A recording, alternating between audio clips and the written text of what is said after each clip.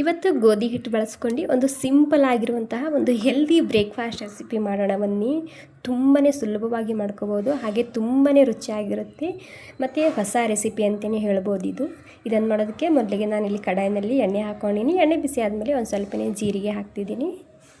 ಹಾಗೆ ಒಂದು 2 ಈರುಳ್ಳಿನ ಸಣ್ಣದಾಗಿ ಕಟ್ ಮಾಡ್ಕೊಂಡು ಹಾಕ್ತಿದ್ದೀನಿ. ಇವಾಗ ಈರುಳ್ಳಿ ಮೊದಲಿಗೆ ಒಂದು ಸ್ವಲ್ಪ ಹಸಿ ವಾಸನೆ ಹೋಗೋ ತನಕ ಹುರ್ಕೊಂಡು ತಗೋಬೇಕು. ಓಕೆ ನೋಡಿ, ಇವಾಗ ಈರುಳ್ಳಿದು ಹಸಿ ವಾಸನೆ ಹೋಗಿದೆ. ಹಸಿ ವಾಸನೆ ಹೋದ್ಮೇಲೆ ಇದಕ್ಕೆ ಕ್ಯಾಬೇಜ್ ಹಾಕ್ತಿದ್ದೀನಿ, ಅಂದರೆ ಪತ್ತಾಗೋಬಿ ಹಾಕ್ತಿದ್ದೀನಿ. ಈ ಪತ್ತಾಗೋಬಿ ನಾನು ಸಣ್ಣದಾಗಿ ಕಟ್ ಮಾಡ್ಕೊಂಡು ಹಾಕ್ಕೊಂಡಿನಿ. ಅದ್ರ ಜೊತೆಗೆ ನಾನಿಲ್ಲಿ ಹೂಕೋಸು ಹಾಕ್ತಿದ್ದೀನಿ, ಅಂದರೆ ಫ್ಲವರ್ ಹಾಕ್ತಿದ್ದೀನಿ. ಈ ಫ್ಲವರ್ ನಾನು ಚಾಪರ್ನಲ್ಲಿ ಚಾಪ್ ಮಾಡ್ಕೊಂಡು ತೊಗೊಂಡಿದ್ದೀನಿ. ಹಾಗೆ ಪತ್ತಾಗೋಬಿ ನಾನು ಕಟ್ ಮಾಡ್ಕೊಂಡು ತೊಗೊಂಡಿದ್ದೀನಿ ಸಣ್ಣದಾಗಿ. ಇವೆರಡು ಸಬ್ಜಿ ಹಾಕಿದ ಮೇಲೆ ಇಲ್ಲಿ ಹಸಿ ವಾಸನೆ ಹೋಗೋ ತನಕ ಹುರ್ಕೊಂಡು ತೊಗೋಬೇಕು. ಓಕೆ ನೋಡಿ, 2 ಹಸಿ ವಾಸನೆ ಹೋದ್ಮೇಲೆ ಇದಕ್ಕೆ ಕ್ಯಾರೆಟ್ ಹಾಕ್ತಿದ್ದೀನಿ. 1 ಕ್ಯಾರೆಟ ಈ ರೀತಿ ತುರ್ತಿ ಸೇರಿಸ್ತಿದ್ದೀನಿ. ಹಾಗೆ ಒಂದು 2 ಆಲೂಗಡ್ಡೆ ತೊಗೊಂಡಿದ್ದೀನಿ, ದೊಡ್ಡ ಸೈಜಿಂದ ಆಲೂಗಡ್ಡೆ ತೊಗೊಂಡಿದ್ದೀನಿ. ಇದನ್ನು ಈ ರೀತಿ ಮ್ಯಾಶ್ ಮಾಡ್ಕೊಂಡು ಹಾಕೋಬೇಕು. ತುಂಬ ಹೆಲ್ದಿಯಾಗಿರುತ್ತೆ, ಹಾಗೆ ತುಂಬಾ ರುಚಿಯಾಗಿರುತ್ತೆ. ಒಂದು ಸಲ ಮಿಕ್ಸ್ ಮಾಡದೆ ಟ್ರೈ ಮಾಡಿ ನೋಡ್ಬೋದು. ಇವಾಗೇನಿಲ್ಲ, ಎಲ್ಲ ತರಕಾರಿ ನೀಟಾಗಿ ಮಿಕ್ಸ್ ಮಾಡ್ಕೊಂಡು ತೊಗೋಬೇಕು.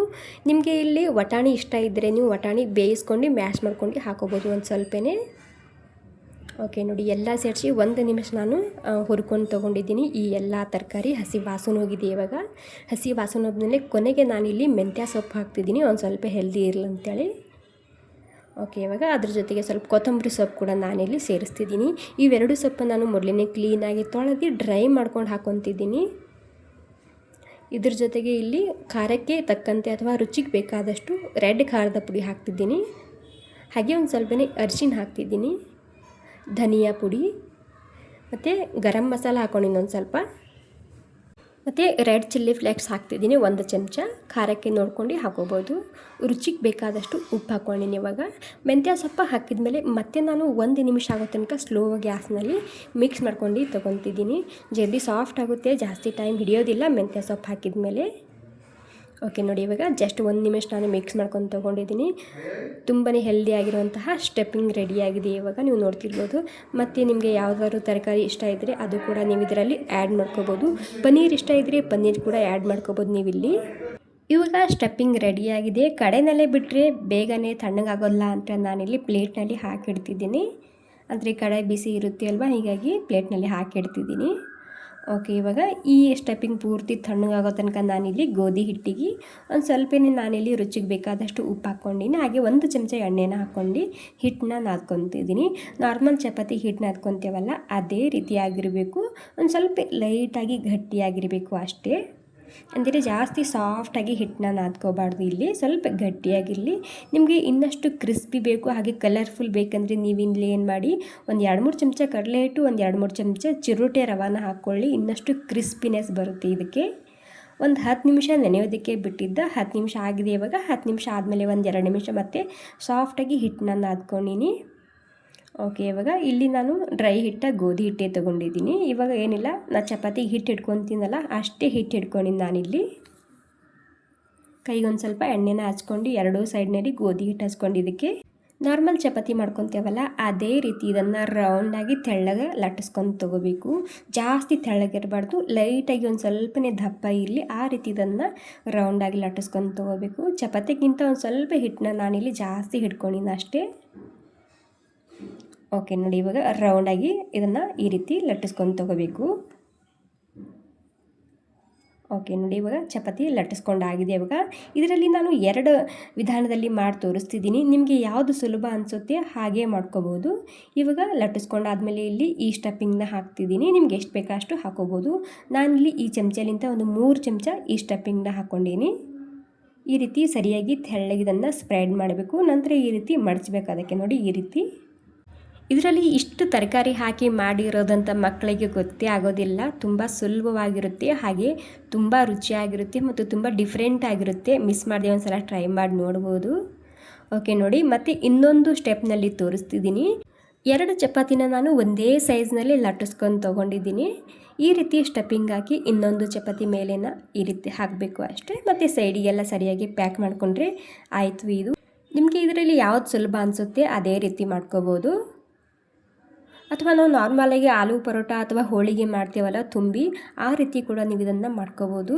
ಬಿಗಿನರ್ಸ್ ಇದ್ದರೆ ಅವರಿಗೆ ತುಂಬ ಹೆಲ್ಪ್ ಆಗುತ್ತೆ ಅಂತ ನಾನು ಈ ರೀತಿ ಮಾಡಿ ತೋರಿಸ್ತಿದ್ದೀನಿ ಅಷ್ಟೇ. ಮತ್ತು ಇನ್ನೊಂದು ಮಾಡಿ ತೋರಿಸ್ತಿದ್ದೀನಿ, ನಿಮಗೆ ಕನ್ಫ್ಯೂಷನ್ ಇರಬಾರ್ದಂತೇಳಿ. ನಿಮಗೆ ಇಲ್ಲಿ ಸ್ಟಫಿಂಗ್ ಎಷ್ಟು ಬೇಕೋ ಅಷ್ಟು ಹಾಕೋಬೋದು. ಇವಾಗ ನೋಡಿ ಈ ರೀತಿ ಮಡಿಸ್ಬೇಕು, ಎರಡೂ ಸೈಡ್ನಲ್ಲಿ ಈ ರೀತಿ ಮಡಿಸ್ಬೇಕು ಅಷ್ಟೇ. ಓಕೆ ನೋಡಿ, ಈ ರೀತಿ ನೀಟಾಗಿ ಮಡಿಸಿದರೆ ಆಯಿತು. ಮೇಲೆ ಒಂದು ಸ್ವಲ್ಪ ಹಿಟ್ಟನ್ನ ಸಿಡಿಸಿ ಒಂದು ಸ್ವಲ್ಪ ಕೈಲಿಂತ ಇದನ್ನು ಮತ್ತೆ ಒಂದು ಸ್ವಲ್ಪ ಕೈಲಿಂತ ತಟ್ಟಿ ತೊಗೋಬೋದು. ಸ್ಟಫಿಂಗ್ ಎಲ್ಲ ಕಡೆಗೆ ಹೋಗುತ್ತೆ ಈ ರೀತಿ ಮಾಡೋದ್ರಿಂದ. ನೋಡಿ ಈ ರೀತಿ ಇಲ್ಲಿ ನೀವು ಲಟ್ಟಿಸ್ಲಿಲ್ಲ ಅಂದ್ರೆ ಭೀ ನಡೆಯುತ್ತೆ, ಹಾಗೆ ಕೂಡ ಬೇಯಿಸ್ಕೋಬೋದು ಮಡಿಸ್ಕಸಿಂದ ಈ ರೀತಿ. ಓಕೆ ನೋಡಿ, ಇಲ್ಲಿ ಹಂಚು ಕೂಡ ಬಿಸಿಯಾಗಿದೆ. ಇವಾಗ ನಾರ್ಮಲಾಗಿ ಚಪಾತಿ ಅಥವಾ ಪರೋಟ ಅಥವಾ ರೊಟ್ಟಿ ಯಾವ ರೀತಿ ಬೇಯಿಸ್ಕೊತೀವಲ್ಲ ಅದೇ ರೀತಿ ಇದು ಕೂಡ ನೀವು ಇಲ್ಲಿ ಎಣ್ಣೆ, ತುಪ್ಪ ಅಥವಾ ಬೆಣ್ಣೆ ಏನಾದರೂ ಹಚ್ಚಿ ಎರಡೂ ಕಡೆಗೆ ಕ್ರಿಸ್ಪಿ ಆಗಬೇಕು ಅಥವಾ ಗೋಲ್ಡನ್ ಬ್ರೌನ್ ಆಗಬೇಕು, ಆ ರೀತಿ ಬೇಯಿಸ್ಕೊಂಡು ತೊಗೋಬೇಕಾಗುತ್ತೆ. ಆ್ಯಕ್ಚುಲಿ ಈ ಪರೋಟ ಶಾಲೋ ಫ್ರೈ ಮಾಡಿ ತೊಗೊತಾರೆ. ನಾನು ಹೆಲ್ದಿಯಾಗಿರಲಿ ಅಂತ ಇದಕ್ಕೆ ಈ ರೀತಿ ಪರೋಟ ಬೇಯಿಸ್ತೇವಲ್ಲ ಆ ರೀತಿ ಬೇಯಿಸ್ಕೊಂಡು ತೊಗೊಂಡಿದ್ದೀನಿ ಅಷ್ಟೇ. ಈ ರೀತಿ ಬ್ರಷ್ಲಿಂದ ನೀವು ಒಂದೊಂದು ಸ್ವಲ್ಪ ಎಣ್ಣೆ ಅಥವಾ ತುಪ್ಪನ ಹಚ್ಚಿ ಬೇಯಿಸಿ ಅದೇ ಟೇಸ್ಟ್ ಇರುತ್ತೆ. ಶಾಲೋ ಫ್ರೈ ಮಾಡೋದು ಬೇಕೇ ಆಗೋದಿಲ್ಲ ನಿಮಗೆ. ಈ ರೀತಿ ನೀವು ಮಾಡಿ ನೋಡಿ ಒಂದು ಸಲ. ಓಕೆ ನೋಡಿ, ಗ್ಯಾಸ ಮೀಡಿಯಮ್ ಆಗಿದೆ. ಎರಡೂ ಕಡೆಗೆ ಕ್ರಿಸ್ಪಿ ಆಗಬೇಕು, ಆ ರೀತಿ ಬೇಯಿಸ್ಕೊಳ್ಳಿ. ಇದನ್ನು ಬಿಸಿ ಬಿಸಿ ಇರುವಾಗ ಮೇಲೆ ತುಪ್ಪ ಹಾಕ್ಕೊಂಡು ಹಾಗೆ ಕೂಡ ತಿನ್ಬೋದು, ಅಷ್ಟು ರುಚಿಯಾಗಿರುತ್ತೆ. ಒಳಗಡೆ ಸ್ಟಫಿಂಗ್ ಇರುತ್ತೆ ಅಥವಾ ಎಲ್ಲನೂ ಉಪಕಾರ ಇರುತ್ತೆ ಅಲ್ವಾ. ಹೀಗಾಗಿ ಬಿಸಿ ಬಿಸಿ ಇದ್ದಾಗ ತಿಂದರೆ ಸೂಪರಾಗಿರುತ್ತೆ ಈ ರೆಸಿಪಿ. ವಾವ್ ನೋಡಿ ಎಷ್ಟು ಸರಿಯಾಗಿ ಬಂದಿದೆ ಅಲ್ವಾ. ಸೊ ಯಾವ ರೀತಿ ಕಲರ್ ಬಂದಿದೆ ನೋಡಿ, ಮೇಲಿನ ಲೇಯರ್ ತುಂಬಾ ಕ್ರಿಸ್ಪಿ ಆಗಿದೆ. ಸೊ ಮಕ್ಕಳಂತೂ ಈ ರೀತಿ ಇದ್ದರೆ ಸಾಕು, ತುಂಬಾ ಇಷ್ಟಪಟ್ಟು ತಿಂತಾರೆ. ಮತ್ತು ಮಕ್ಕಳಿಗೆ ಕೂಡ ತುಂಬ ಡಿಫ್ರೆಂಟ್ ಆಗಿರುತ್ತೆ. ಸೊ ಈ ರೀತಿ ನೀವು ಮಾಡಿ ನೋಡಿ ಒಂದು ಸಲ, ಖಂಡಿತ ತುಂಬಾ ಇಷ್ಟ ಆಗುತ್ತೆ ಎಲ್ರಿಗೂ. ಹಾಗೆ ಎಷ್ಟೆಲ್ಲ ತರಕಾರಿ ಹಾಕಿರ್ತೀವಲ್ವ, ಇಷ್ಟೆಲ್ಲ ತರಕಾರಿ ಹಾಕಿ ಮಾಡಿದಂತೂ ಗೊತ್ತೇ ಆಗೋದಿಲ್ಲ, ಅಷ್ಟು ಸೂಪರಾಗಿರುತ್ತೆ ಈ ರೆಸಿಪಿ. ಪಿಜ್ಜಾ ಕಟ್ಟರ್ ಅಥವಾ ಚಾಕುಲಿಂದ ಈ ರೀತಿ ಕಟ್ ಮಾಡಿ ನೀವು ಮಕ್ಕಳ ಟಿಫಿನ್ ಬಾಕ್ಸ್ ಕೂಡ ಹಾಕ್ಬೋದು. ತುಂಬ ಡಿಫ್ರೆಂಟ್ ಆಗಿರುತ್ತೆ. ಸೊ ಈ ರೀತಿ ಮಕ್ಕಳಿಗೆ ಹೊಸದಾಗಿ ಮಾಡಿಕೊಟ್ರೆ ತುಂಬ ಇಷ್ಟಪಟ್ಟು ತಿಂತಾರೆ ಎಲ್ಲರೂ. ನೀವು ನೋಡ್ತಿರ್ಬೋದು ಏನು ಸಖತ್ತಾಗಿ ಬಂದಿದೆ ಅಂತೇಳಿ. ಸೊ ನನ್ನ ಮಕ್ಳಿಗಂತೂ ಈ ರೀತಿ ಮಾಡಿಕೊಟ್ರೆ ತುಂಬಾ ಇಷ್ಟಪಟ್ಟು ತಿಂತಾರೆ. ಈ ರೀತಿ ಕಟ್ ಮಾಡಿ ನೀವು ಮಕ್ಕಳ ಟಿಫಿನ್ ಬಾಕ್ಸ್ಗೆ ಹಾಕ್ಬೋದು. ವಾವ್ ನೋಡಿ ಏನು ಸಖತ್ತಾಗಿ ಬಂದಿದೆ ಅಲ್ವಾ. ಸೊ ಇನ್ನೊಂದು ಅದು ಕೂಡ ನಾನಿಲ್ಲಿ ಬೇಯಿಸ್ಕೊಂಡು ತೊಗೊಂಡಿದ್ದೀನಿ. ಸೊ ಇದು ಕೂಡ ನಿಮಗೆ ಯಾವ ರೀತಿ ಬೇಕೋ ಆ ರೀತಿ ನೀವಿಲ್ಲಿ ಮಡಚಿ ತೊಗೋಬೋದು. ನಿಮಗೆ ನಾರ್ಮಲಾಗಿ ಆಲೂ ಪರೋಟ ನಾವು ತುಂಬಿ ಮಾಡ್ಕೊತೇವಲ್ಲ ಹೋಳಿಗೆ ಮಾಡ್ದಂಗೆ, ಆ ರೀತಿ ಕೂಡ ಮಾಡ್ಕೋಬೋದು. ಅಥವಾ ಈ ಎರಡು ವಿಧಾನ ಇಷ್ಟ ಆಗಿದರೆ ಈ ಎರಡು ವಿಧಾನದಲ್ಲಿ ಯಾವ್ದು ಸುಲಭ ಅನಿಸುತ್ತೆ ಅದೇ ರೀತಿ ಮಾಡ್ಕೊಳ್ಳಿ. ನೋಡಿ ಇದು ಕೂಡ ರೆಡಿಯಾಗಿದೆ. ಇವಾಗ ಸೂಪರ್ ಆಗಿರುವಂತಹ ಹೆಲ್ದಿ ಮತ್ತು ಈಸಿ ಬ್ರೇಕ್ಫಾಸ್ಟ್ ರೆಸಿಪಿ ರೆಡಿಯಾಗಿದೆ. ತುಂಬ ಡಿಫ್ರೆಂಟ್ ಆಗಿರುತ್ತೆ, ಟ್ರೈ ಮಾಡಿ ನೋಡಿ. ಟೇಸ್ಟ್ ಮಾತ್ರ ಅಲ್ಟಿಮೇಟ್ ಆಗಿರುತ್ತೆ. ನೀವು ಒಂದ್ಸಲ ಟ್ರೈ ಮಾಡಿದರೆ ಖಂಡಿತ ಮತ್ತೆ ಮತ್ತೆ ಮಾಡ್ತೀರಾ. ಓಕೆ, ಈ ಸಿಂಪಲ್ ಹೆಲ್ದಿ ರೆಸಿಪಿ ನಿಮಗೆ ಸ್ವಲ್ಪ ಇಷ್ಟ ಆಗಿದ್ರೆ ಒಂದು ಲೈಕ್ ಮಾಡಿ. ಹಾಗೆ ಈ ವಿಡಿಯೋ ನೀವು ಎಲ್ಲಿಂದ ನೋಡ್ತಿದ್ದೀರಾ ಅಂತ ನನಗೆ ಕಾಮೆಂಟ್ ಮಾಡಿ ತಿಳಿಸ್ಬೇಕು. ವಾವ್, ಬಿಸಿ ಬಿಸಿ ಇದ್ದಾಗ ಮೇಲೆ ತುಪ್ಪ ಹಾಕೊಂಡು ತಿಂತಾಯಿದ್ರೆ ಪಂಚಾಮೃತ ಥರ ಇರುತ್ತೆ. Okay, thank you so much ಎಲ್ರಿಗೂ.